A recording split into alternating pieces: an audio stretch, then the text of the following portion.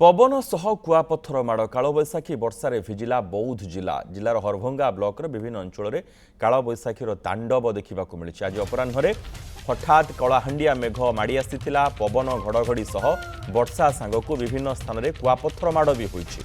बहु समय धरी कालबैशाखी तांडव देखा मिलता। पवनर बेग वृद्धि पाई फल विद्युत सरबराह बाधाप्राप्त होइछि। किछि जगार गछ भांगी। कुआपथर माड़े पनीपरिबा फसल नष्ट होइथिबार सूचना भी रही। अब्दुल मोहसिन खान रही आम प्रतिनिधि सूचना सहित। अब्दुल, वर्तमान स्थिति कौन एवं कौन होइछि? हाँ देखो जहाँ रही अपराह समय हठात मेघ अच्छी जहाँ कुआपथर वर्षा होता जोर पवन बही परवर्ती समय दीर्घ 2 घंटा धरी वर्षार बेग अधिक होता वर्षा बहुत जोर होता।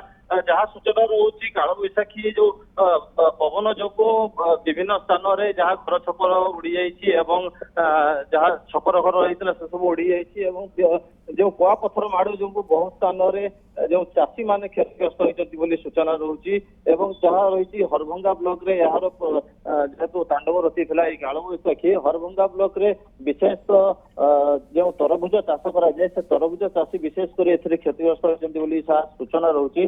दीर्घ 2 घंटा ये कालबैशाखी तार तांडव रची बेले कालबैशाखी जो विभिन्न स्थान में वर्षा एवं पवन बहुत जोर बहुत जहाँ सूचना मिली। बिल्कुल बिल्कुल पनीपरिबा फसल नष्ट होइछि कहा जाउछि। कोन क्षति होइछि? हाँ निश्चित भाव में जो अंचल कालबैशाखी होइछि से अंचल विशेष तो नदीकूलिय अंचल रही से अंचल विभिन्न प्रकार पनीपरिबा चाष होता है और तरभुज चाष होता है। ये सब चाषी बर्तमान क्षतिग्रस्त होती जहाँ कुआपथर माड़ जो तरभुज सब फाटी जाइए पनीपरिबा सब जहाँ माड़ होती कुआपथर से पनीपरिबा जहाँ क्षतिग्रस्त होती चाषी जना पड़ुछि। बिल्कुल बर्तमान विद्युत सरबराह स्वाभाविक हेलाणी कि नहीं? देखो से अंचल विद्युत सरबराह जोर पवन जो विद्युत सरबराह बंद रही किसी समय पर जो विद्युत कर्मचारी माने जाई जो तार छिंडी से अंचल तार मरामती कार्य जारी रखी। वर्तमान पर्यंत किसी स्थान में विद्युत सरबराह ठीक भाव आसुवा बेले वर्तमान किसी स्थान में विद्युत सरबराह काम जारी रही।